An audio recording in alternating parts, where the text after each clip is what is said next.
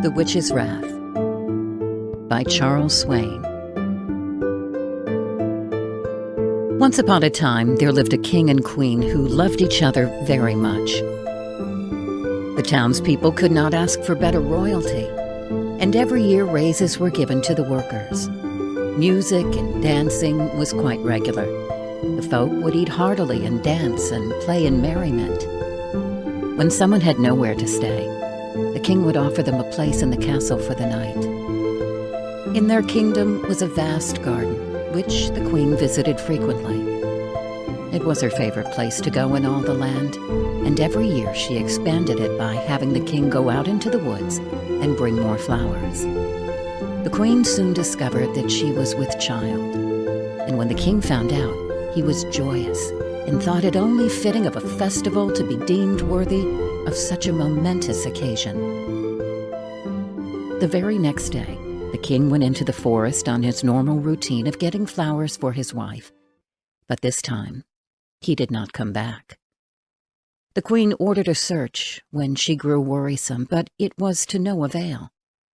As much as the soldiers explored, they found no traces of their king.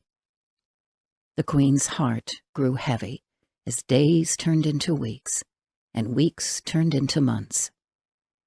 She would not smile again until the day she conceived. She was beside herself, for she had not one, but 2 children. "To my beautiful daughters, I will make sure no harm falls upon you. On this you have my word," said she. It wasn't long after that the queen decided to name the girls Scarlet and Ivory. When the queen was healthy enough to walk about, she would take her daughters to the garden as well. When the girls were a little older, they would gather around the fireplace, and the queen would tell them stories. One particular night, she told them a story about their father. The queen continued on to tell Scarlet and Ivory how he once vanquished a dark and menacing wizard that had cursed a town. "How did he get close enough to slay the wizard? Are wizards not powerful?" the girls would ask.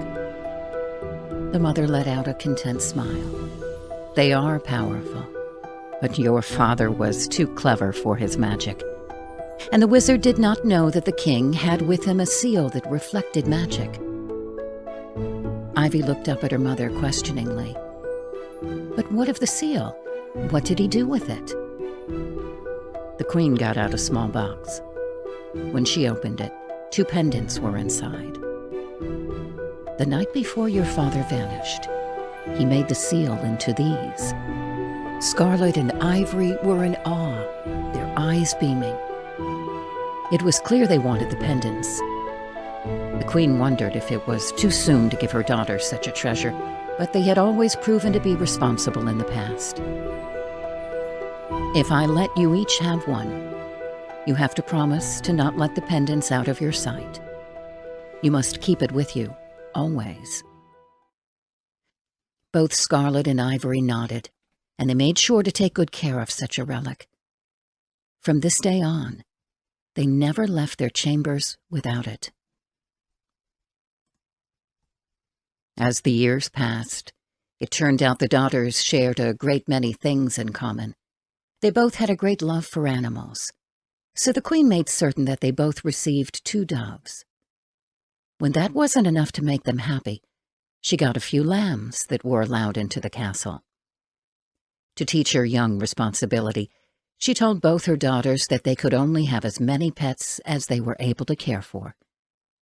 Despite Scarlet and Ivory getting over a dozen animals, their rooms were always kept neat, and they worked hard grooming and making sure the pets never acted poorly. Eventually, Scarlet had a great fascination for wanting to venture into the woods. Neither child had even seen what lies out beyond the kingdom wall. Every time Scarlet looked up at the sky, she would think to herself how wonderful it would be to see the new world, or at least one that was new to her. She would talk to Ivory about it, and the more Ivory listened, the more she wanted to go out into the forest as well. One day the daughters confronted their mother about it, but the queen was not happy about this. Out there is nothing like the world you are used to. Here, you can be happy and content. Out there, many creatures wait. Many creatures hunger and eat and pry away human flesh," said she to her daughters. It was an attempt to try and silence the curiosities both Scarlet and Ivory had, an attempt that would be futile. "Townfolk and soldiers leave the kingdom plenty of times," Scarlet would point out. "Heed my words," cried the Queen. "The world is not as merry as you may think. People come to and fro in town because they are traders. They have to make a living.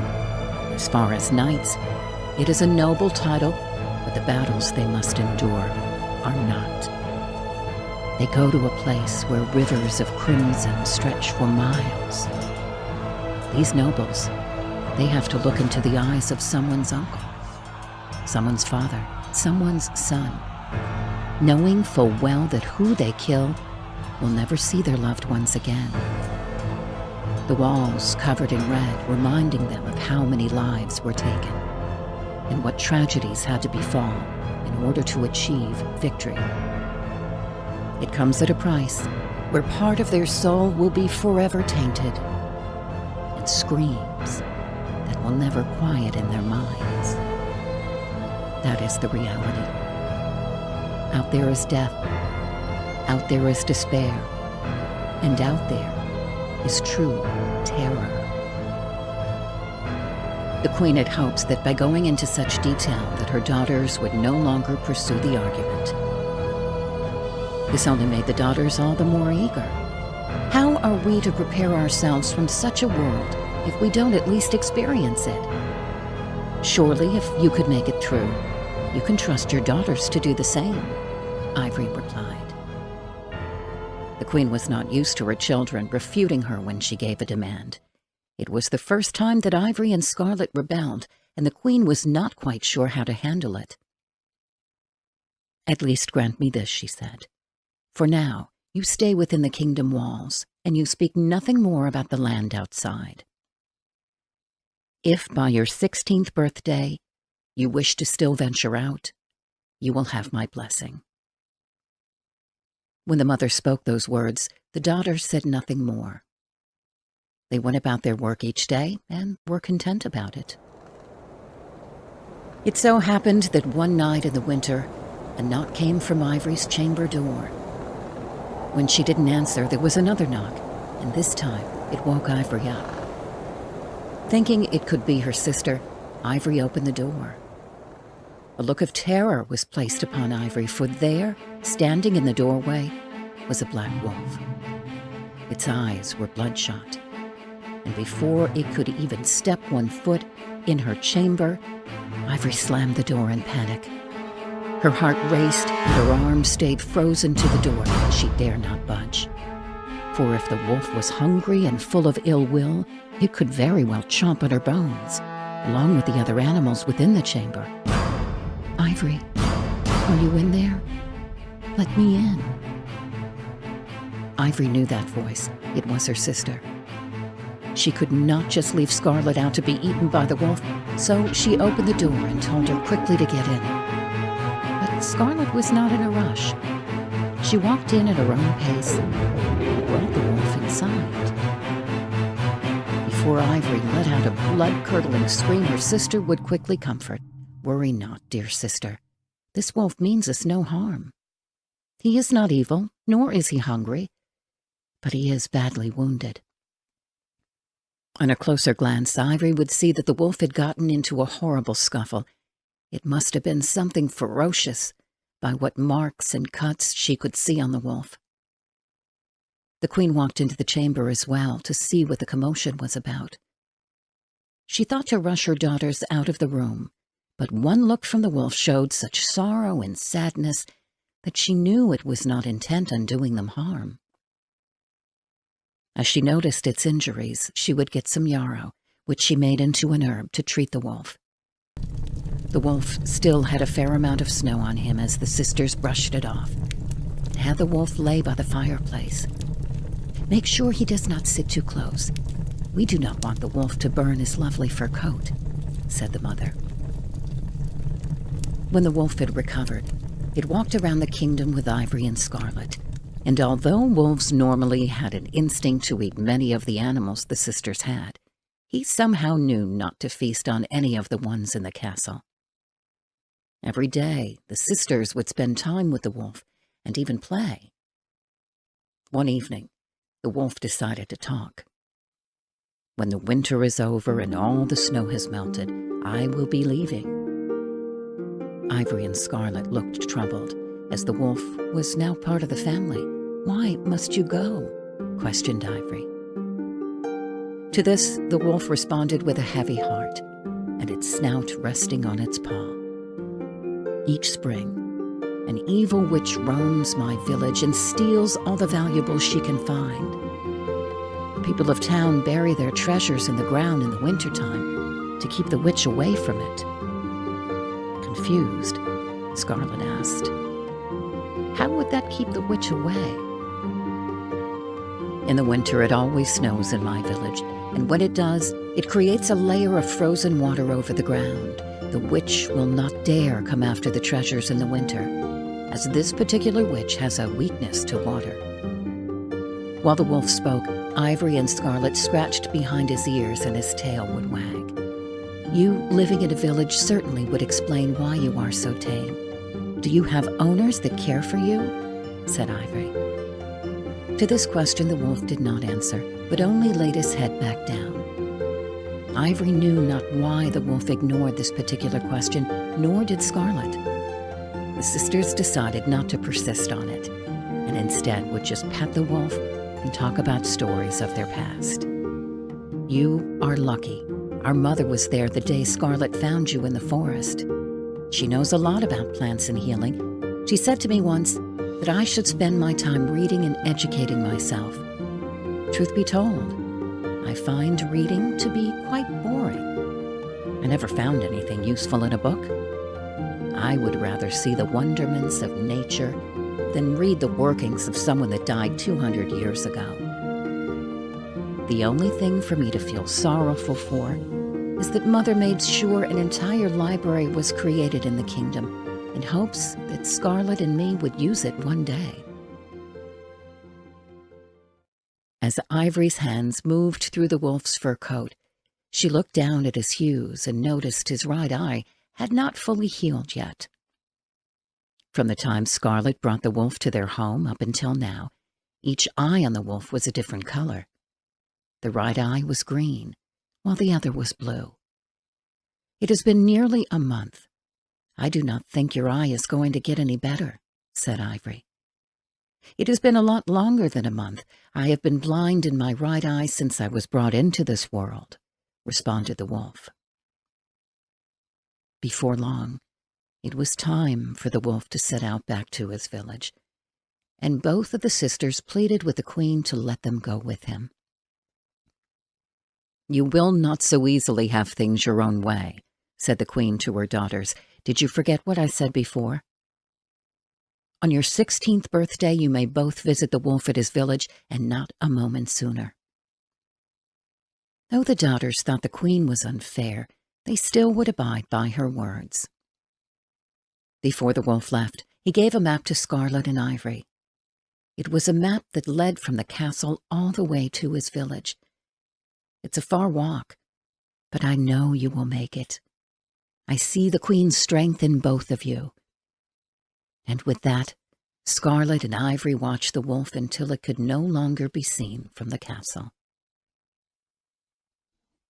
Months have passed since then, and it came to pass that Ivory and Scarlet's birthday arrived. They were allowed to leave the castle. Before they set off for adventure, the mother packed them with a supply of food. The map the wolf handed to them, and even a knife, just in case they needed it.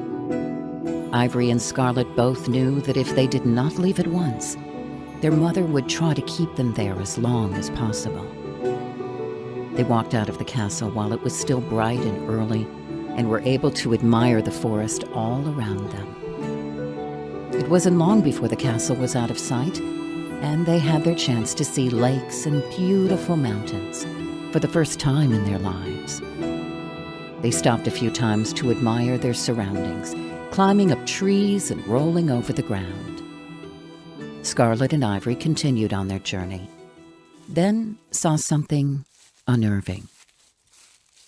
It was a witch. She had long fingernails that traveled all the way to the ground. Her nails had gotten tangled badly on some vines. These plants were poisonous ones, and the more the witch pulled, the more her fingernails got entwined in them. She looked to Scarlet and Ivory, and as she did, she would shout, "Do not just stand there like a bunch of self-rutting miscreants.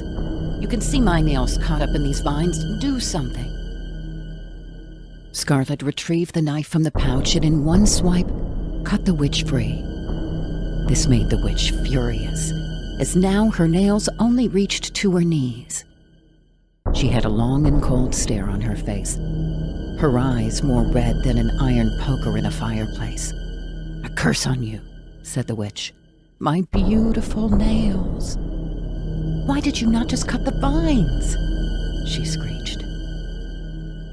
Scarlet was fearful, just by the witch's presence and tone towards her. Still, she tried her best to answer. "The vines were so tangled in the fingernails. Did you wish for me to risk my own life by getting infected by the poison?" The witch's hair blew to the side as she slowly extended her hand out. "You uncouth morons. I will see you burn from the crown of your head to the sole of your foot." At this point, both of the sisters were most frightened. No one had ever talked to them in such a way before. The apology they gave only fell on deaf ears, for the witch would hear none of it. Flames rose out from the witch's hand. "Your pain will be legendary, and just when you think it is over, and you feel the angels ascend you towards the heavens, you will fall onto the world again and experience a torture never-ending." And with those words, the witch cast the flames towards Scarlet and Ivory. The sisters felt their end approaching and a glimpse of what evil in pure form really was. But their lives did not end this day, for when the witch summoned the fire over, it turned back and enveloped her body instead. The intense heat and scorching flames burned deep into the flesh, and a thunderous scream was heard. At first, the sisters thought that the witch had perished, but she would not die so easily. The flames eventually ceased, and the wounds on the witch healed in front of them. They thought to run away, but were too frightened to move. The witch looked up, slowly standing upright.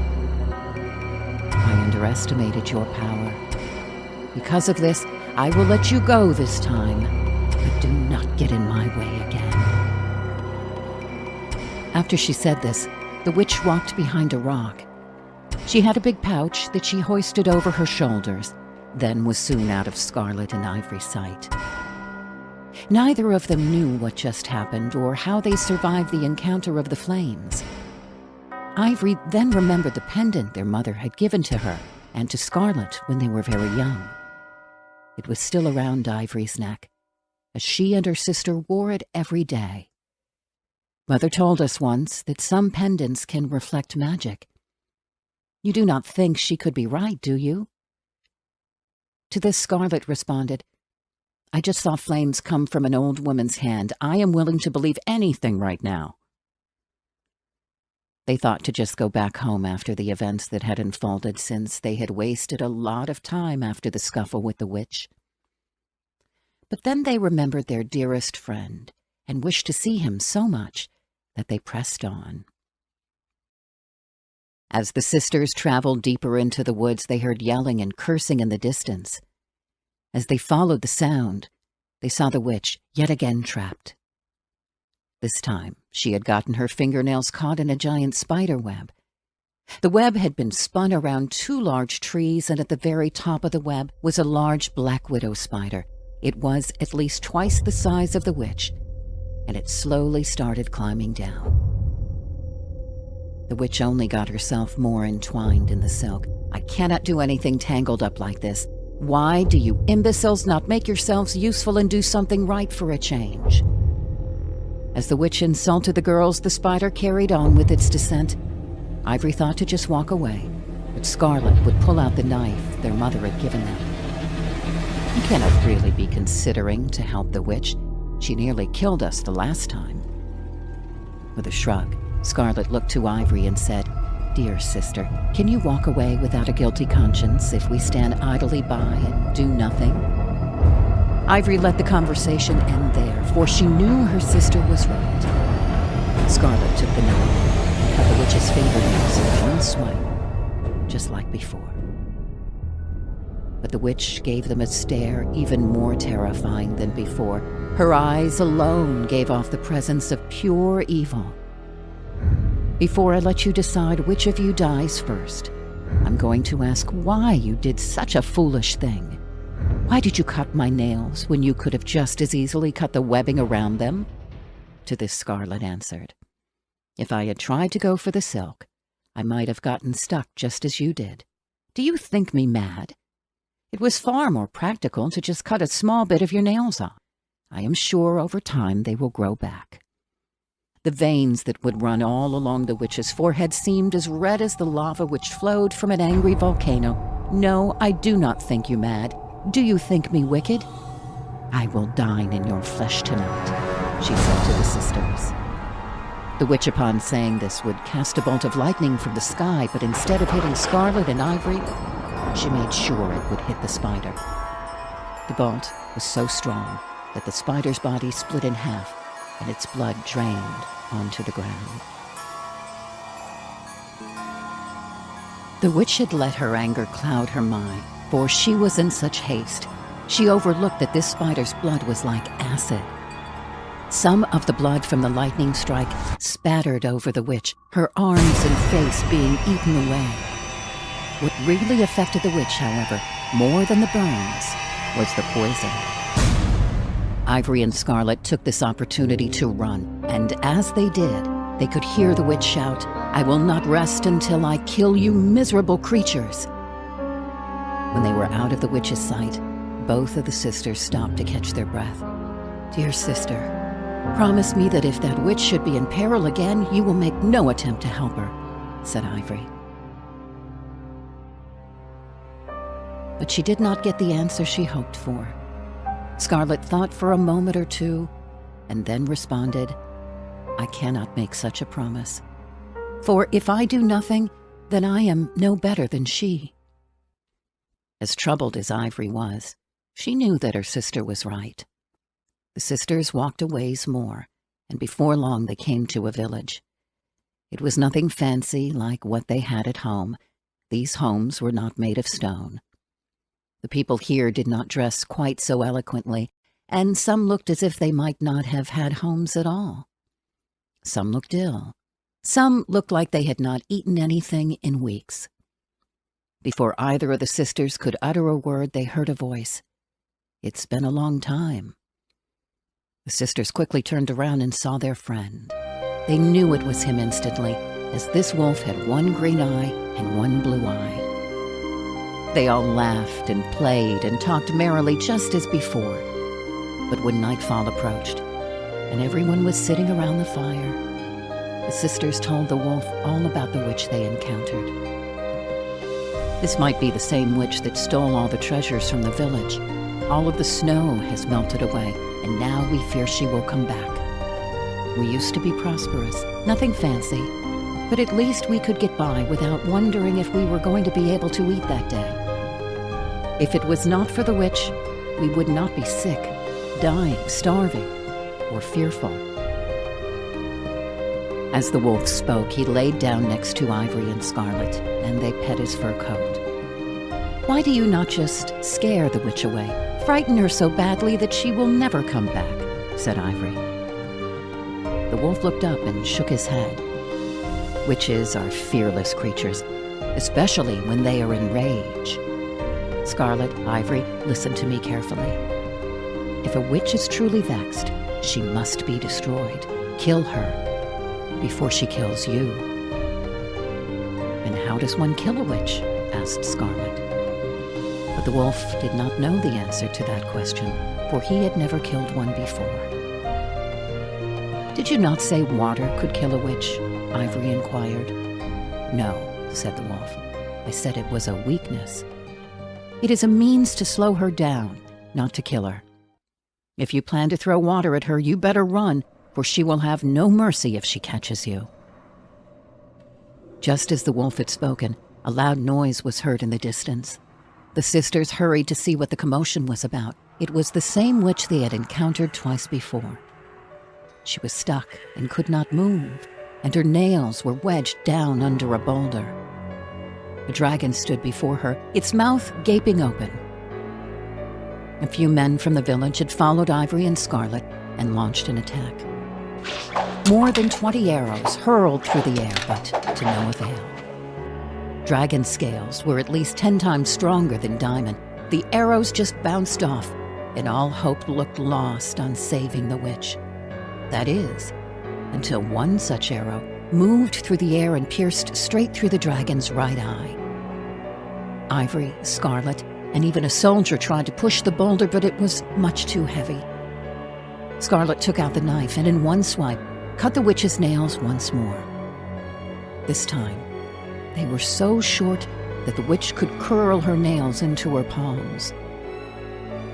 Before any reaction could come from the witch, the dragon's jaws opened and ate her in one bite. If the witch had not been so powerful and carried the same weakness as a human, this would be where the story ends. This would not be a battle the dragon could claim victory to, for soon the beast stood still and could not move. Ice encased the creature completely, and when the body fell over, it shattered like a piece of glass that had been hit by a thunderbolt. The witch was there, staring at the sisters with nothing but death in mind. Her blood had boiled to the point that it could cook a normal human alive. "You damnable children!" shouted the witch.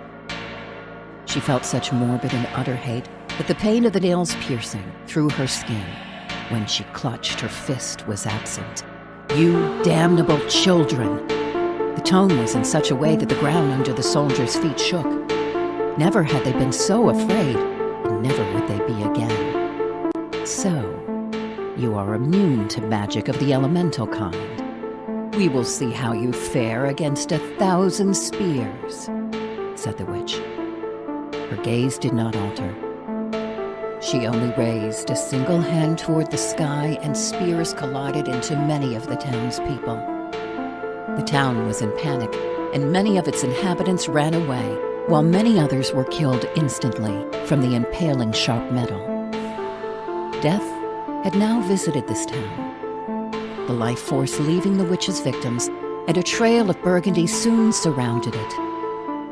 By now, the sisters were hiding behind a big oak tree, staying out of view from the witch. They were trembling in fear, knowing their end could arrive at any moment. The wolf spotted the sisters and ran up to them. "You are as good as dead if you stay here." To this, Scarlet responded, "I'm sorry, friend. If it wasn't for us, your town would not be in danger." The wolf then shouted, "This witch is a merciless creature. This was bound to happen eventually. Right now is not the time to be sorrowful. Do you know of anyone who has a chance of stopping her?" Scarlet thought for a few moments and then responded, "The only person I can think of that might have any idea is Mother. As long as I can remember, she had an answer for everything." "Then go seek her out now, for the witch is in a wrath, and she will not stop until everything in her path is destroyed." Ivory, while listening, was writing a small letter. A bird flew by, and she signaled the bird to come closer. It landed on Ivory's arm. She rolled up the paper and then attached it to the bird's leg. "Go to the castle with great haste. You can probably get there a lot faster than me and my sister can. Go seek out the queen and show her this note." The bird nodded in understanding, and then took off in flight.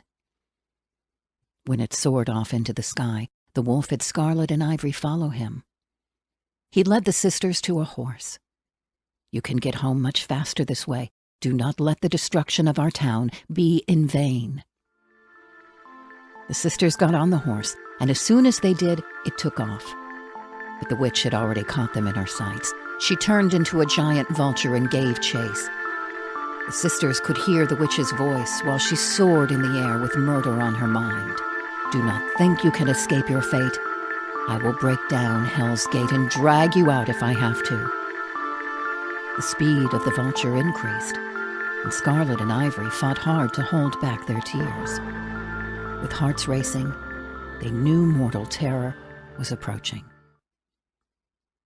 Meanwhile, the bird the sisters had sent earlier had arrived at the castle with Ivory's letter. It flew down next to the scroll the queen was writing out. She thought to just shoo the bird away, but saw something attached to its leg. Curious, she took out the paper and unraveled it. After reading the note, the queen turned frantic. She grew pale and tried composing herself, unsure of what to do first.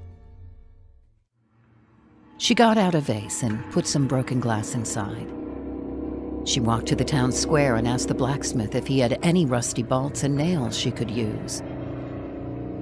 He was confused, but gave her what she asked for, about a handful of them. She stormed about the square and picked up a few other items. Then informed the soldiers of what was going on and to lower the bridge. She said when Scarlet and Ivory were inside the castle, they could raise it. While the soldiers readied for battle, the queen marched into her chambers and slammed the door shut. She put a portion of the rusty nails into the vase, then retrieved a dagger and slowly cut it into her own arm. Blood trickled down into the vase, and when she was content with the amount, she sealed the vase and tended to her wound. Then the queen punctured a hole at the top that would only be big enough for a thread to go through. She brought over some candles and removed the wicks from them. She then proceeded to fuse the wicks together and slid it into the hole at the top of the vase. The queen then coated the remaining nails with lavender oil and struck them through the outside of her own chamber door.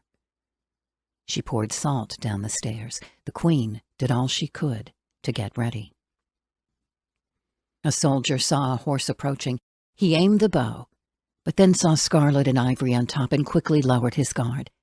After they stormed through, the soldiers raised the bridge. The vulture rose up over the castle, but the soldiers were ready. They fired the arrows, and the giant bird was impaled with a great many of them.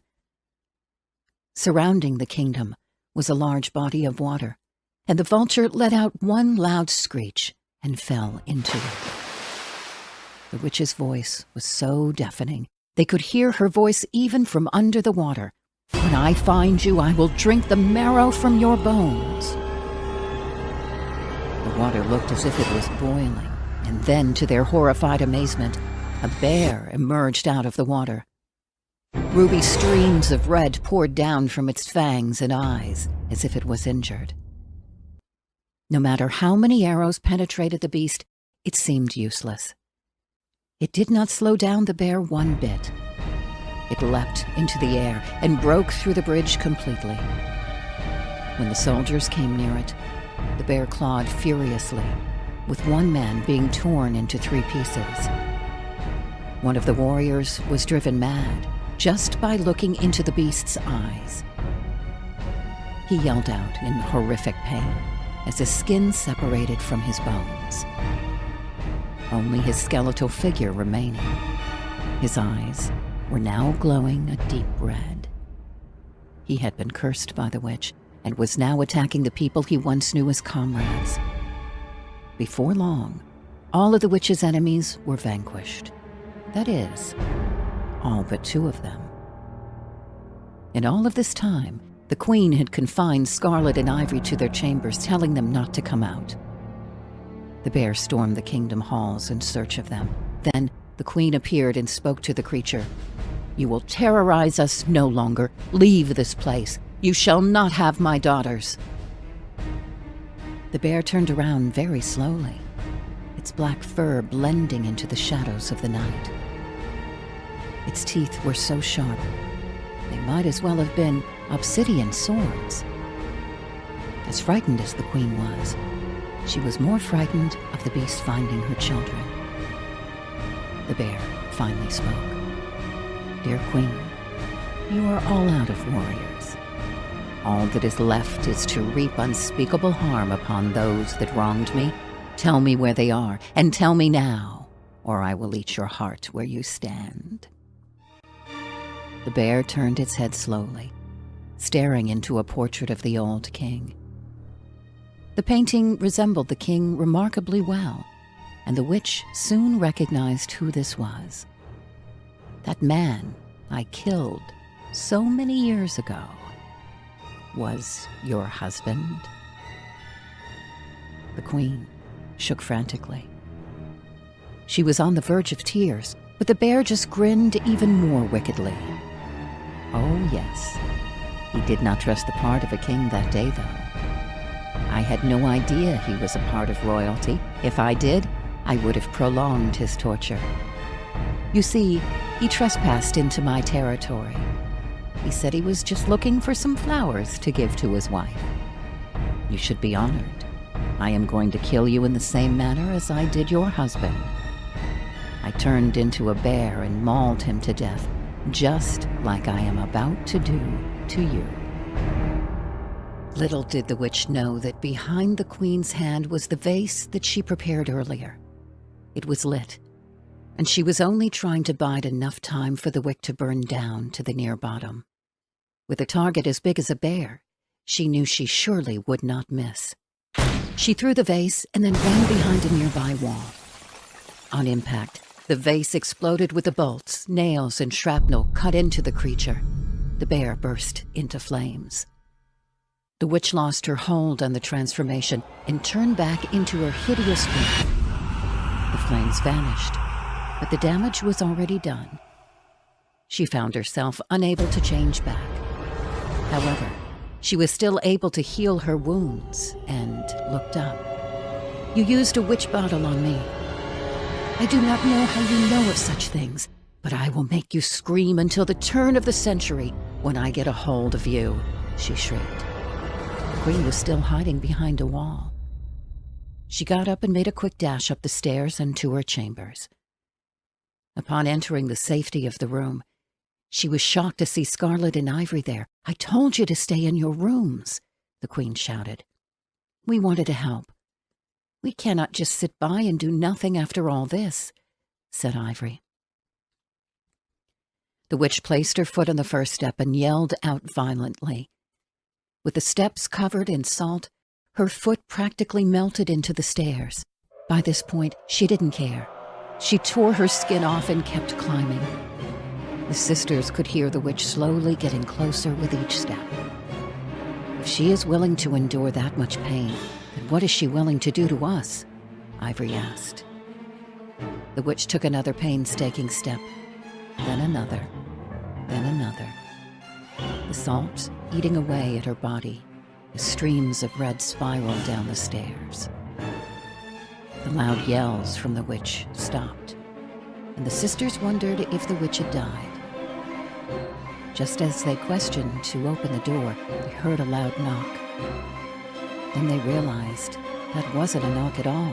The witch was chopping down the door with an axe. "I'm going to enjoy killing all of you slowly. I will let you decide amongst yourselves who I chop up first," bellowed the witch. The queen looked to Ivory and Scarlet and told both of them to back away. Then the queen did something most unexpected. She opened the door for the witch. The witch stepped inside and closed the door, trapping the three women with nowhere to go. "You get to suffer the same pain you put me through, and much more." The irises in the witch's eyes glowed like hot iron. The queen had a rope in her hand, and when she pulled it, the hinges from the door removed. To the queen's dismay, the door still did not fall down like she had expected.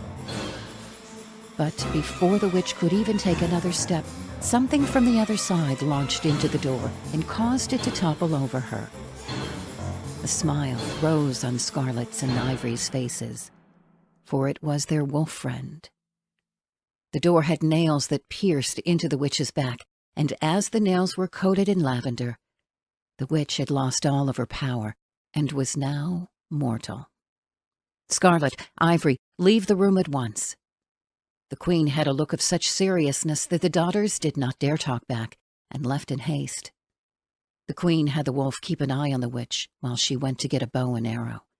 She aimed the bow carefully, and it was by this time the witch finally spoke up. "Wait!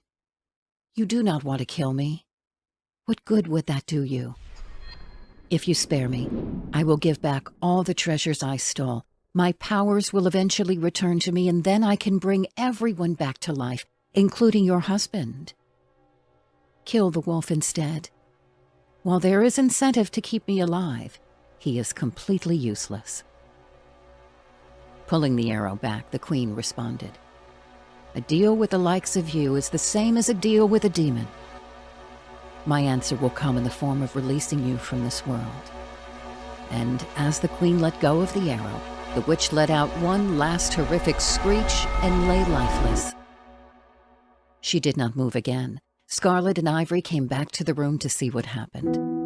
And upon the witch's death, the wolf's coat fell completely, and under it was a man. "Is that really you?" said Scarlet, astonished at who she was seeing. The man smiled and told them everything. "Many years ago, the witch cast her dark magic and turned me into a wolf to set an example to the other villagers. The happiness did not end there, for when the witch died, everyone that suffered by her wrath was alive and well again, even the king that had once fallen to the hands of the witch so many years ago. When he appeared before the queen, she could not even speak. There were many talks that night, and the queen explained everything that he missed. All the while, all the treasure that was taken by the witch was returned to the village. Scarlet later married the man that once wore the wolf coat, and he was now a prince within the kingdom. As for Ivory's prince, that is another tale for another time. One day the prince visited the queen at the garden. "You surely do love your garden," said the prince. "I do. And if you can keep a secret, I will tell you something else. That is where my daughters' names come from, for they are as beautiful as the flowers. Each day, I would place 2 roses by their window, a scarlet rose and an ivory rose.